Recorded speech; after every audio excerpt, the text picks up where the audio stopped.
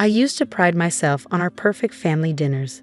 Every Sunday, like clockwork, my 3 children would gather around my mahogany dining table with their spouses, filling my home with laughter and the kind of warmth only family can bring. At least that's how it used to be, until Jessica, my eldest son David's wife, started making excuses. It began subtly enough. A missed dinner here, a late work meeting there. But over the past 8 months, those excuses had become almost predictable. When she did show up, she'd sit quietly, pushing food around her plate, her usual vibrant personality dimmed like a light slowly burning out. "She's just busy with a new promotion," David would say, defending her absence for the 3rd Sunday in a row. But I noticed how he wouldn't quite meet my eyes when he said it, how his fingers would drum nervously against his leg, a tell he'd had since childhood when he was hiding something. Last night, while cleaning out my home office, I found my old phone in a drawer. I'd forgotten about it after upgrading last Christmas. On a whim, I charged it up, thinking there might be some family photos I hadn't transferred. Instead, I found something else. A video recording from last year's 4th of July reunion. A recording I never meant to make, activated by accident when I set my phone down on the patio table. The timestamp showed 8:47 p.m. Most of the family had moved inside for coffee and dessert, but the recording captured voices from the far corner of my garden, by the old oak tree, my sister Margaret's distinctive tone, followed by my youngest son Peter's wife, Amanda. "Did you see how she just sat there, acting all innocent?" Margaret's voice dripped with contempt. "After what she did to poor Emily?" "Keep your voice down," Amanda hissed. But yes, I saw. The nerve of her showing up today, playing the perfect wife. I pressed pause, my hands shaking. Emily was Margaret's daughter, who'd abruptly quit her job at the same law firm where Jessica worked as a senior partner. Emily had moved across the country shortly after, barely keeping in touch with any of us. At the time, she claimed it was for a better opportunity, but now, I forced myself to press play again. "Everyone knows she sabotaged Emily's case," Margaret continued. "Changed the filing dates, misplaced key documents. Emily worked on that case for months, and Jessica made her look incompetent in front of the entire firm. Because Emily found out about David and they..." Amanda's voice cut off abruptly as someone slid open the patio door.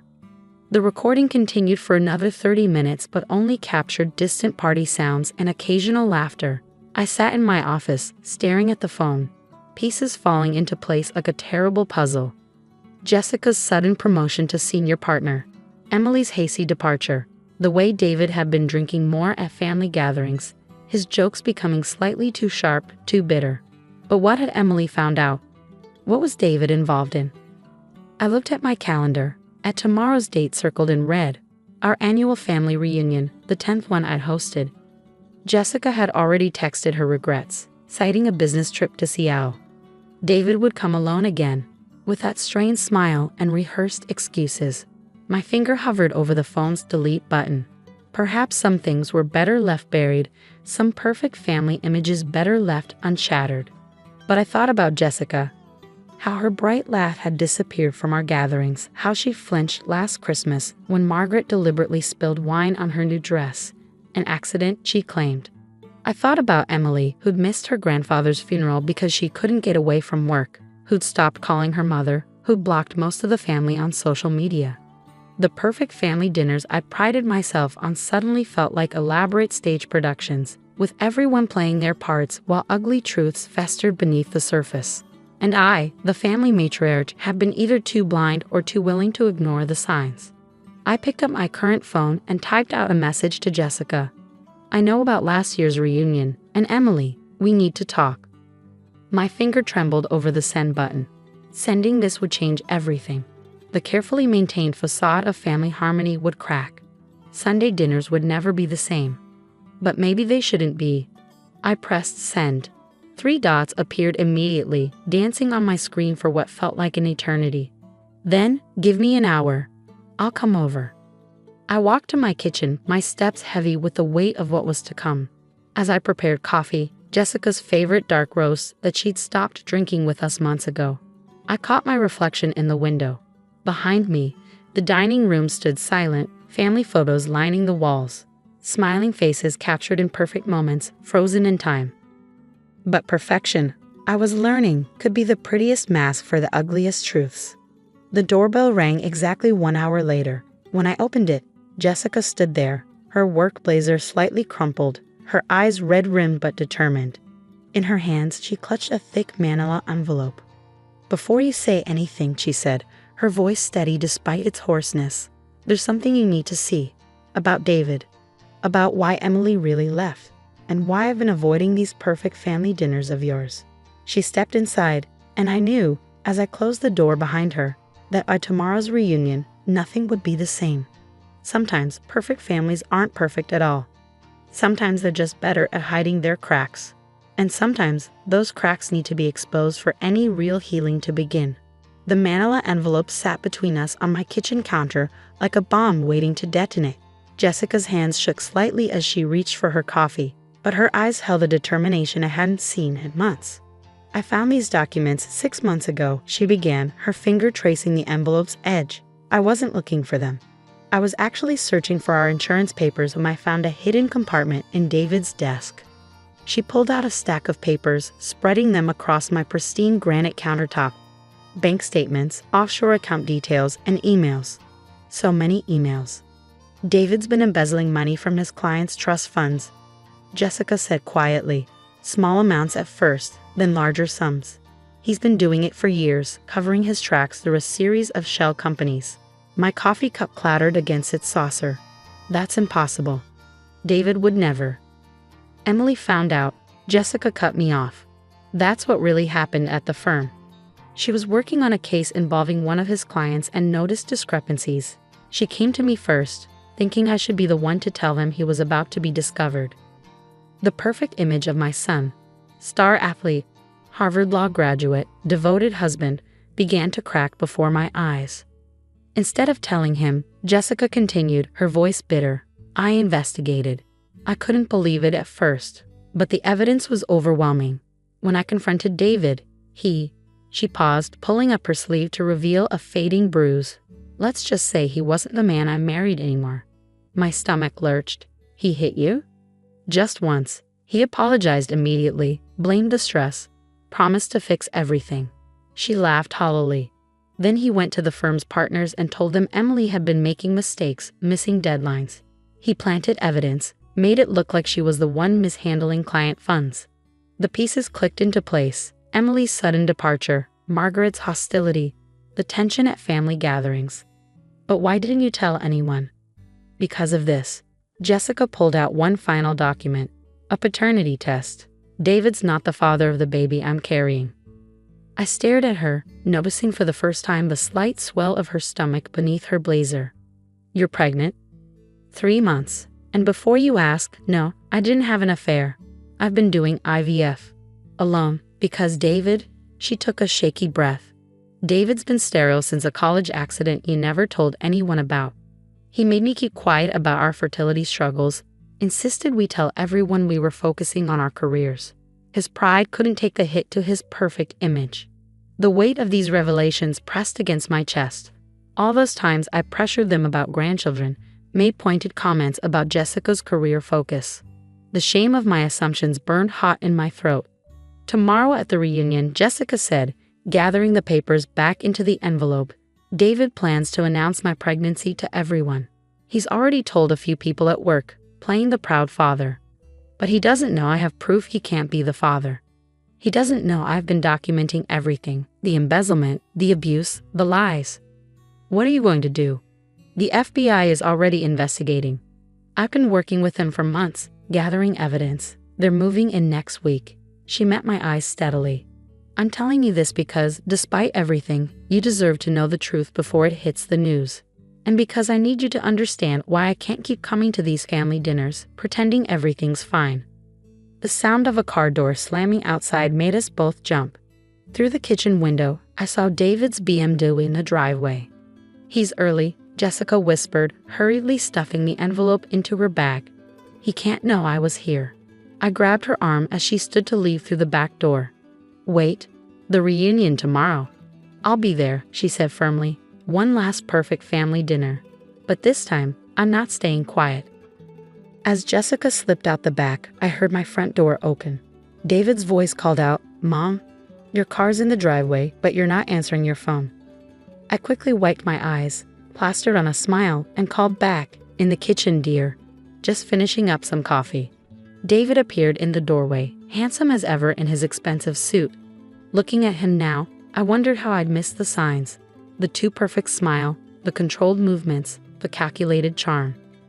"2 coffee cups?" he asked, his eyes narrowing at the table setting. "Oh, Margaret stopped by earlier," I lied smoothly, channeling the same talent for facades that had apparently run in our family for years. "Just finalizing plans for tomorrow's reunion." He nodded, but I noticed his fingers drumming against his leg. The tell I'd always ignored, choosing to see what I wanted to see in my perfect son.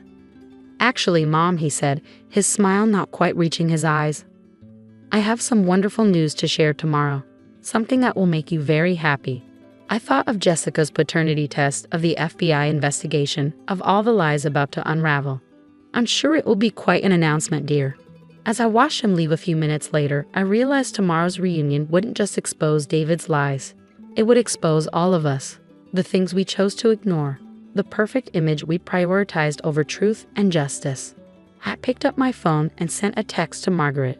"We need to talk about Emily and Jessica and the truth." The perfect family was about to shatter. But maybe, I thought as I watched the sun set through my kitchen window, that's exactly what needed to happen. The morning of the reunion dawned bright and clear, mocking the storm that was about to break over our family. I barely slept, spending the night rearranging photos on my walls, smiling faces that now seemed like strangers. Each perfect moment captured in those frames held a different meaning now. By noon, the house filled with familiar sounds. Margaret directing her husband where to place the appetizers, my youngest son Peter arguing with his wife about parking, grandchildren racing through the halls. Everything seemed normal, except nothing was. David arrived early, helping set up chairs with that practiced charm. But I noticed how his eyes kept darting to the driveway, waiting for Jessica. The envelope she'd shown me yesterday felt like a weight in my study's desk drawer, where I'd insisted on keeping a copy, just in case. "Mom," David pulled me aside as guests began arriving. "When Jessica gets here, I want to make the announcement right away. Before dinner." I nodded, wondering if he could hear my heart pounding. "Whatever you think is best, dear." Jessica arrived exactly at 2, wearing a fitted dress that subtly highlighted her small baby bump. She'd styled her hair differently, wearing it down instead of her usual professional updo. It made her look younger, more vulnerable somehow. But her eyes were steel when they met David's across the room. "Shall we gather everyone?"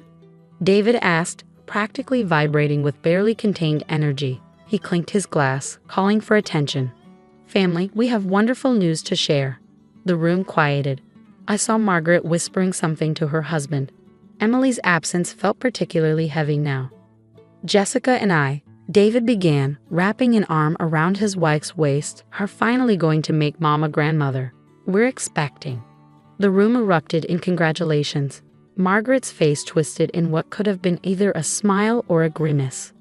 Actually, Jessica's voice cut through the chaos, steady and clear. "I have an announcement of my own." David's grip on her waist tightened visibly. "Honey," we agreed. "No, David, no more agreements, no more lies." She stepped away from him, reaching into her purse. "I'm tired of perfect family dinners built on perfect lies." The room fell silent. Even the children stopped playing, sensing the tension. "Jessica," David's voice held a warning, but she was already pulling out papers.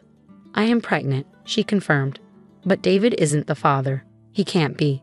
And while we're sharing truths..." She turned to Margaret.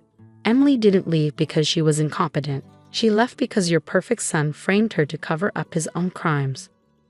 The explosion of voices was immediate. David lunged for the papers in Jessica's hands, but Peter, my youngest, stepped between them. Someone gasped as Jessica continued laying out documents on the dining room table. Our perfect family dinner transformed into an evidence presentation. "FBI agents are outside," Jessica announced calmly. "They've been building a case for months. Every trust fund you stole from David, every client you defrauded, every document you falsified. It's all here." "You're lying," David snarled, but his face had gone pale. "Mom, you can't believe this. She's trying to destroy our family." I stood up slowly, feeling the weight of every eye in the room. No, David. You did that yourself. Every Sunday dinner you sat here, letting us blame Jessica for not giving us grandchildren. When you knew, my voice broke. When you knew you couldn't have children. Every time you let us praise your success while you were stealing from clients who trusted you. I found everything yesterday, I continued, addressing the stunned room. The proof was all there, but we were too invested in our perfect family image to see it. Even when Emily tried to tell us, we chose to believe the lie. As if on cue, there was a knock at the door. 2 men in suits stood on my porch, badges ready. What happened next seemed to move in slow motion. David's attempt to run through the kitchen, Peter and our cousin James tackling him before he could reach the back door, the FBI agents reading him his rights in our perfect living room, Margaret crying into her husband's shoulder, Jessica standing alone by the evidence-covered dining table, one hand protectively over her stomach. Later that night, after the agents had taken David away, after the shocked family members had trickled out with promises to call Emily, I found Jessica sitting on our porch swing. I never wanted it to end this way, she said softly. I sat beside her, watching the sunset paint the sky in gentle pinks and oranges. I know, but sometimes perfect endings aren't what we need. What happens now? Now? I reached for her hand. Now we build something real. No more perfect Sunday dinners with perfect lies. Just family, messy, complicated, honest family. Jessica smiled slightly, even with a baby whose father came from a sperm donor. Especially then, I squeezed her hand. Because that baby will be born into truth, not lies. And that's more perfect than any facade we could build. As we sat there, I thought about next Sunday's dinner. There would be an empty seat where David used to sit. There would be awkward conversations and painful truths to face. But there would also be healing, beginning with a call I plan to make to Emily first thing tomorrow. Sometimes it takes shattering the perfect image to find something real underneath. And as I watched the stars begin to appear in the darkening sky, I realized that's exactly what our family needed all along. Perfect lies had nearly destroyed us. Maybe honest imperfection could save us.